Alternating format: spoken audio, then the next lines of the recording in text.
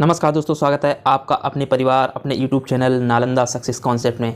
जैसा कि आपको पता है कि हम 2 या 3 दिन का एक साथ जो important current issue current affair होता है उसको लेकर आपके समक्ष आते हैं। और ये जो करंट अफेयर है वो बहुत ही ज़्यादा बेनिफिशियल रहता है आपके अपकमिंग गवर्नमेंट एग्जामिनेशंस के लिए।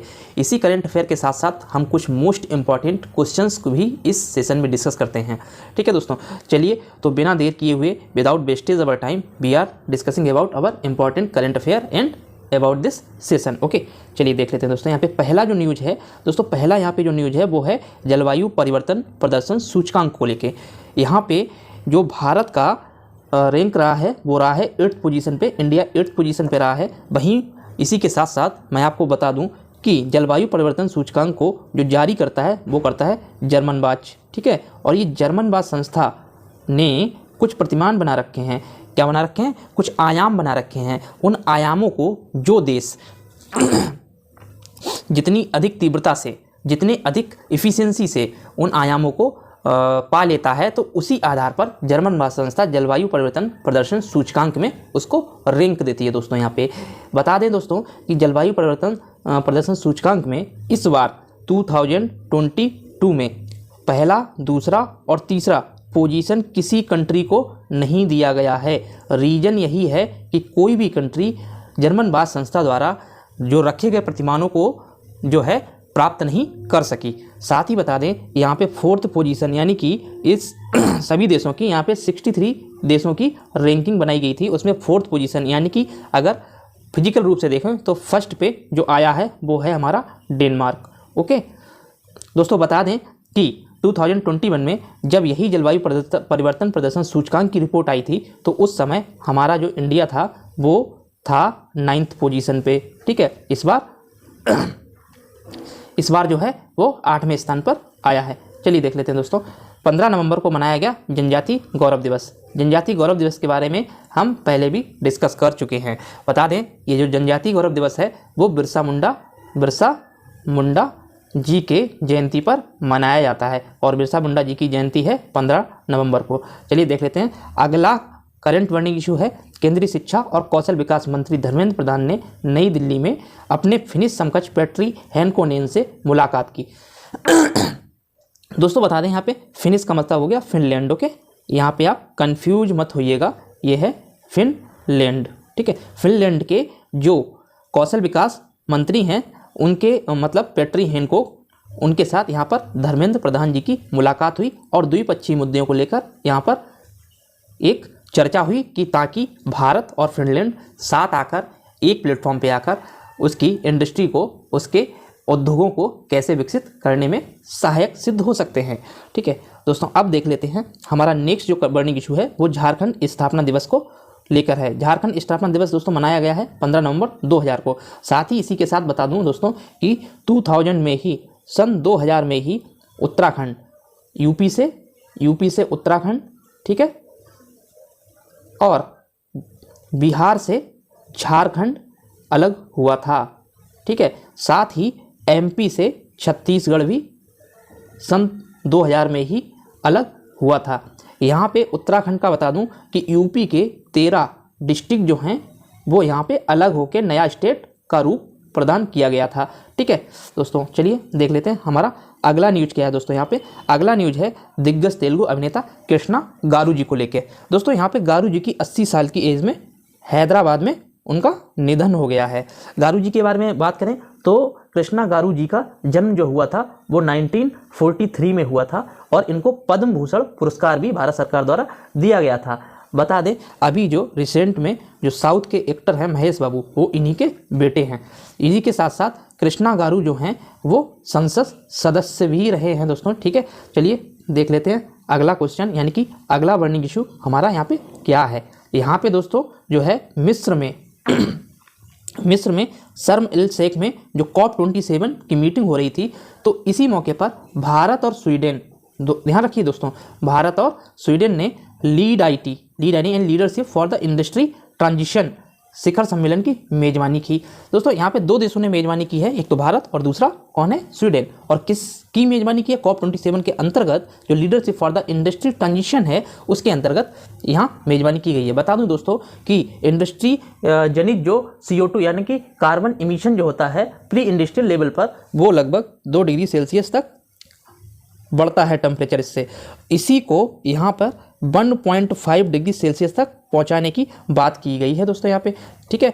चलिए दोस्तों, और ट्रांजिशन का मतलब एक तरीके से उस फेज में जाना, मतलब कि यहाँ पर जो ग्रीन हाउस गैसेस हैं वो जिस वजह से रिलीज होती हैं उस वजह से अगर इंडस्ट्री चल रही है तो इंडस्ट्री को हमें ग्रीन, किसी तरीके से ग्रीन एनर्जी पर ट्रांजिस्ट करना होगा। दोस्तों चलिए देख लेते हैं अपना अगला बर्निंग इशू।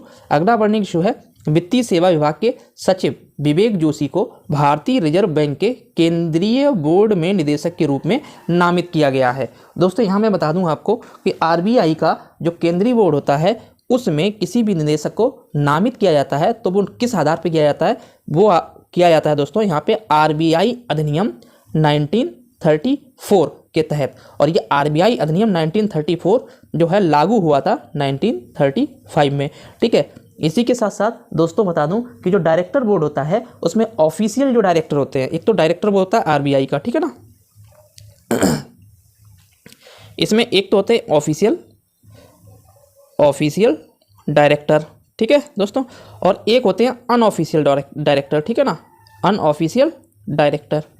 और ये ऑफिशियल डायरेक्टर जो होते हैं वो RBI के ही कुछ मेंबर होते हैं, ऑफिशियल मेंबर होते हैं, ठीक है ना। और इनकी जो एक तरीके से इनको जो नामित किया जाता है वो RBI द्वारा या RBI गवर्नर के द्वारा नामित किया जाता है। लेकिन जो अनऑफिशियल यानी कि अनऑफिशियल जो डायरेक्टर होते हैं वो दोस्तों होते हैं 14 डायरेक्टर, ठीक है ना। और इसमें क्या होता है दोस्तों, अनऑफिशियल में जो डायरेक्टर होते हैं उनको गवर्नमेंट नामित करती है। इन्हीं अनऑफिशियल डायरेक्टर्स की लिस्ट में एक नाम हमारा जुड़ गया है यहाँ पे जो है विवेक जोशी जी का, ठीक है। चलिए दोस्तों देख लेते हैं अगला बर्निंग इशू है RBI की मंजूरी के बाद 9 रूसी बैंकों ने रुपए में व्यापार के लिए बोस्ट्रो खाते खोले। देखिए दोस्तों, अब यहाँ पे क्या होगा कि देखिए कोई भी इम्पोर्ट या एक्सपोर्ट होता है इम्पोर्ट या एक्सपोर्ट होता है वो होता है इंटरनेशनल मनी में। किस में होता है, इंटरनेशनल मनी में, ठीक है। और ये जो इंटरनेशनल मनी है वो जो है वर्ल्ड बैंक और जो वर्ल्ड ट्रेड ऑर्गेनाइजेशन WTO जो है वो बताता है कि कौन कौन सी मनी है वो सारे देश क्या करेंगे, एक तरीके से ले सकते हैं किसी भी इंपोर्ट या एक्सपोर्ट के समय। तो अभी रिसेंट एक मुद्रा जुड़ी थी वो मैंने बताई थी कि चाइना की रेनमिन भी जुड़ गई थी इसमें, ठीक है। अब बता दूं कि भारत और रूस यानी कि ये बाइलेटरल जो है, बाइलेटरल इनका आपस का मामला है, 2 देशों के बीच का, रसिया और इंडिया। तो कोई भी कंट्री वो चाहे कोई भी हो, यहाँ पर क्या है, रसिया और इंडिया ने आपस के व्यापार को बढ़ाने के लिए अपने लोकल मनी यानी कि रुपी में व्यापार करने का एक चैनल खोल दिया है। अब ये चैनल कैसे खोलते हैं दोस्तों, चैनल ये खोला जाता है बोस्ट्रो खाते के अंतर्गत। तो आइए जान लेते हैं कि आखिर ये बोस्ट्रो खाता क्या होता है। बोस्ट्रो खाता क्या होता है दोस्तों, यहाँ पे ऐसा होता है देखिए कि जैसे भारत में जो बैंकों का बैंकर या सरकार का जो बैंकर है वो कौन है, RBI, ठीक है। अब यहीं पर जब RBI किसी दूसरे देश में अप्रत्यक्ष रूप से यानी कि वो फिजिकल रूप में उस देश में प्रेजेंट नहीं होगा, फिर भी उसकी जो सेवाएं हैं उस देश में देगा कोई और बैंक उसकी जगह पर, यानी कि RBI कुछ बैंकों को या किसी भी बैंक को अधिकृत करेगा अपनी सेवाएं देने के लिए। तो यहाँ पे 9 बैंकें जो हैं वो यहाँ RBI ने अधिकृत की हैं रूस में RBI की सेवाएं देने के लिए, ठीक है। इसलिए अब ये जो है रुपए का लेन देन, ठीक है ना, जो है ये 9 बैंकें रूस में करेंगी, जिससे कि भारत अपना एक्सपोर्ट और इंपोर्ट जो है रुपए में आराम से कर सकेगा, जिससे क्या होगा दोस्तों, इंपोर्ट एक्सपोर्ट यानी कि रूस और भारत के बीच में व्यापारिक समझौते और व्यापार की मात्रा बढ़ जाएगी दोस्तों। यहाँ पे चलिए देख लेते हैं अपना अगला वर्णिक इशू है 15 से 16 नवंबर को बाली इंडोनेशिया में वार्षिक G20 शिखर सम्मेलन आयोजित किया जा रहा है। दोस्तों यहाँ पे जो थीम है शिखर सम्मेलन की वो है recover together and recover stronger. इसी के साथ साथ बता दूं कि जो G20 ग्रुप है वो 19 कंट्री, ठीक है, इसमें 19 तो कंट्री हैं प्लस एक है यूरोपियन यूनियन, इन 20 का एक समूह है यहाँ पे दोस्तों, ठीक है।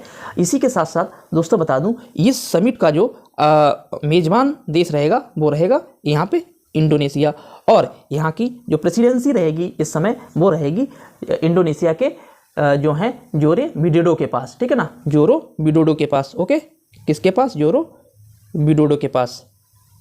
ओके, अब इसके साथ साथ ही बता दूं दोस्तों कि 2021 में यही जो G20 शिखर सम्मेलन था वो हुआ था रोम में, ठीक है, और 2022 का कहाँ हो रहा है? इंडोनेशिया में, ठीक है। और वहीं आगे फ्यूचर में 2023 का जो शिखर सम्मेलन होगा वो होगा इंडिया में। दोस्तों ये क्वेश्चन पूछा जा सकता है, एक तो 2022 और 2023 दोनों ही मोस्ट इंपॉर्टेंट हो जाते हैं। 2023 का इसलिए भी इंपॉर्टेंट हो जाता है क्योंकि ये भारत में होने वाला है। इसी के साथ साथ मैं बता दूं कि G20 में जो 19 देश हैं वो हैं कौन कौन से, ध्यान से सुनिए दोस्तों।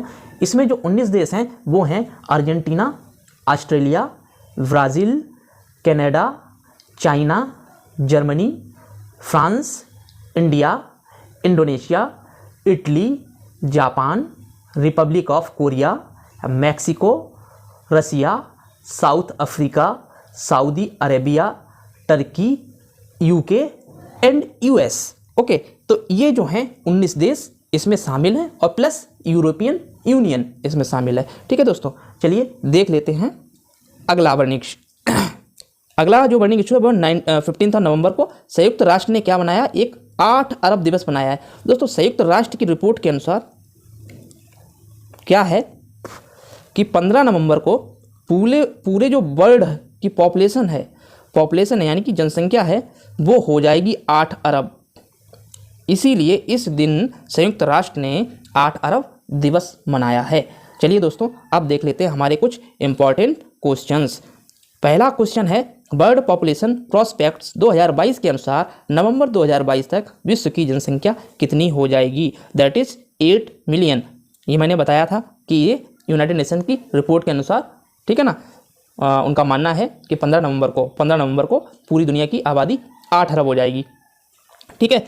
अब देख लेते हैं अगला क्वेश्चन। G20 शिखर सम्मेलन 2022 में किस देश ने जस्ट एनर्जी ट्रांजिशन पार्टनरशिप पर हस्ताक्षर किए? वो किए हैं दोस्तों इंडोनेशिया ने। किसने किए हैं दोस्तों? इंडोनेशिया ने, ठीक है। अगला क्वेश्चन जो है वो है वैश्विक समूह ने ग्लोबल शील्ड बीमा पहल की घोषणा की, तो वो की है G7 और G20 ने। किसने की है यहाँ पे? G7 और G20 ने, ठीक है। COP27, ठीक है, COP27 में ये हुआ था जिसमें G7 और B20 कंट्री जो हैं उन्होंने आपस मिलकर ग्लोबल शील्ड का बीमा की पहल की घोषणा की थी, ठीक है ना।